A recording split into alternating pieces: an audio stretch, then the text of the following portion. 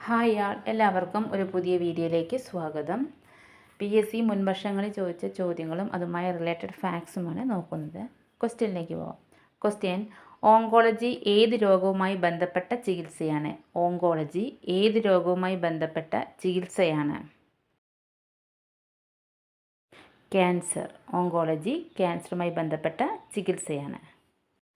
പഠനശാഖകൾ: ഹൃദയവുമായി ബന്ധപ്പെട്ട പഠനശാഖ കാർഡിയോളജി, ത്വക്ക് dermatology, നാഡികൾ neurology, രോഗങ്ങൾ പതോളജി, മരുന്നുകൾ ഫാർമക്കോളജി, സസ്യരോഗങ്ങൾ ഫൈറ്റോപ്പതി. അപ്പോൾ ഹൃദയം കാർഡിയോളജി, ത്വക്ക് ഡെർമറ്റോളജി, നാഡികൾ ന്യൂറോളജി, രോഗങ്ങൾ പതോളജി, മരുന്നുകൾ ഫാർമക്കോളജി, സസ്യരോഗങ്ങൾ ഫൈറ്റോപ്പതി. വനനശീകരണം, വ്യവസായവൽക്കരണം എന്നിവയുടെ ഫലമായി കാർബൺ ഡയോക്സൈഡ് അളവ് കൂടുന്നത് മൂലമുണ്ടാകുന്ന പരിസ്ഥിതി പ്രശ്നം ഏത്? വനനശീകരണം, വ്യവസായവൽക്കരണം എന്നിവയുടെ ഫലമായി കാർബൺ ഡയോക്സൈഡ് അളവ് കൂടുന്നത് മൂലം ഉണ്ടാകുന്ന പരിസ്ഥിതി പ്രശ്നം ഏത്?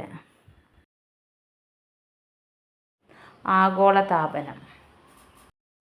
അന്തരീക്ഷത്തിൽ കാർബൺ ഡയോക്സൈഡിൻ്റെ അളവ് കൂടുന്നതിൻ്റെ ഫലമായി അത് ആഗിരണം ചെയ്യുന്ന താപത്തിൻ്റെ അളവ് കൂടുകയും അതുമൂലം അന്തരീക്ഷം ചൂടുപിടിക്കുകയും ചെയ്യുന്ന പ്രതിഭാസമാണ് ഹരിതഗൃഹ പ്രഭാവം. അതായത് അന്തരീക്ഷത്തിൽ കാർബൺ ഡയോക്സൈഡിൻ്റെ അളവ് കൂടുന്നതിൻ്റെ ഫലമായി അത് ആഗിരണം ചെയ്യുന്ന താപത്തിൻ്റെ അളവ് കൂടുകയും അതുമൂലം അന്തരീക്ഷം ചൂടുപിടിക്കുകയും ചെയ്യുന്ന പ്രതിഭാസമാണ് ഹരിതഗൃഹ പ്രഭാവം.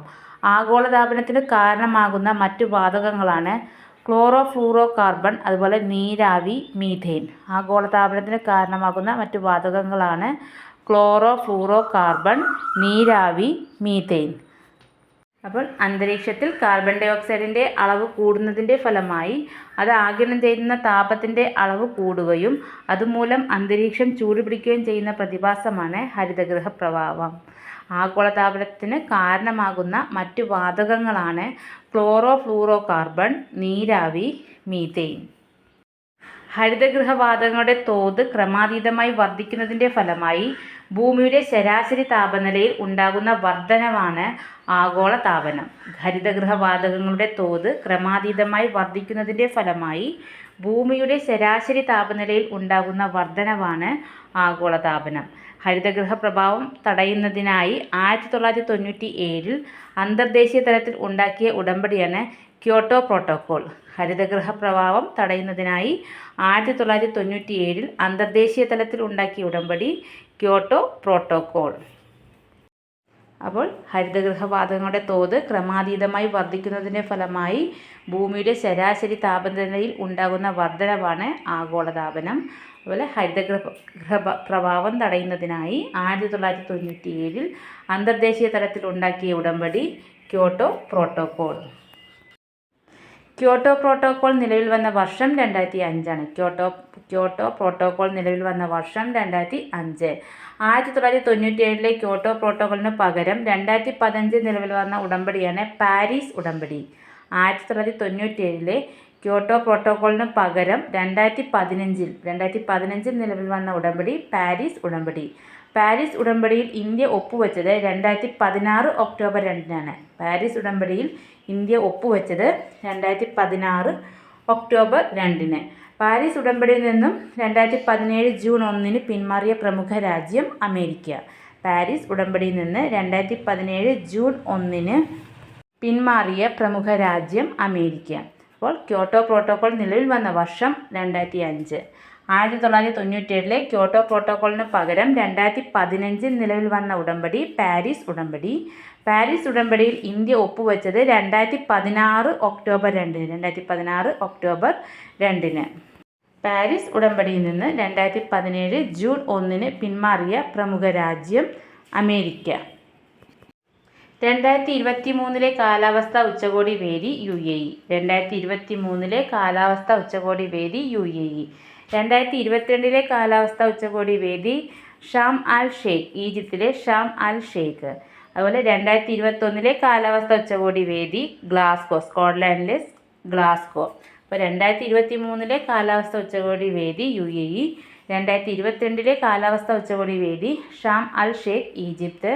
2021 കാലാവസ്ഥ ഉച്ചകോടി വേദി സ്കോട്ട്ലാൻഡിലെ ഗ്ലാസ്ഗോ.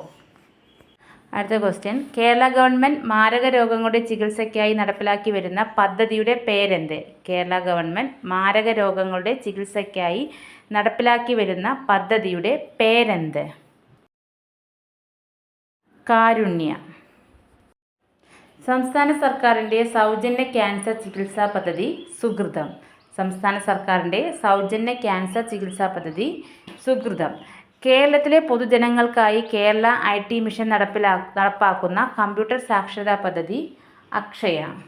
കേരളത്തിലെ പൊതുജനങ്ങൾക്കായി കേരള IT മിഷൻ നടപ്പാക്കുന്ന കമ്പ്യൂട്ടർ സാക്ഷരതാ പദ്ധതി അക്ഷയ.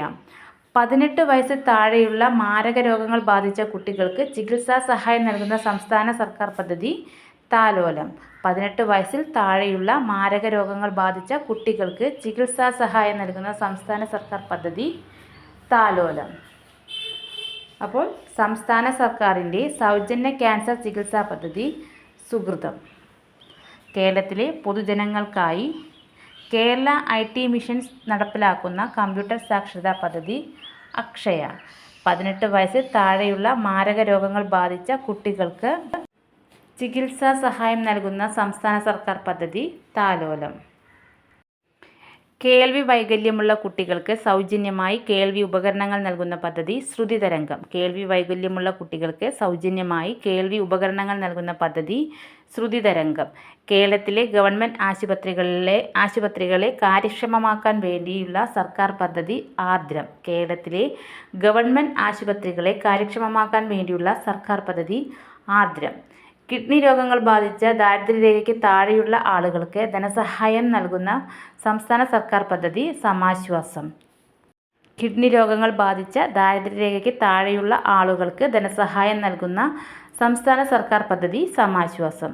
അപ്പോൾ കേൾവി വൈകല്യമുള്ള കുട്ടികൾക്ക് സൗജന്യമായി കേൾവി ഉപകരണങ്ങൾ നൽകുന്ന പദ്ധതി ശ്രുതിതരംഗം. കേരളത്തിലെ ഗവൺമെൻറ് ആശുപത്രികളെ കാര്യക്ഷമമാക്കാൻ വേണ്ടിയുള്ള സർക്കാർ പദ്ധതി ആർദ്രം. കിഡ്നി രോഗങ്ങൾ ബാധിച്ച ദാരിദ്ര്യരേഖയ്ക്ക് താഴെയുള്ള ആളുകൾക്ക് ധനസഹായം നൽകുന്ന സംസ്ഥാന സർക്കാർ പദ്ധതി സമാശ്വാസം.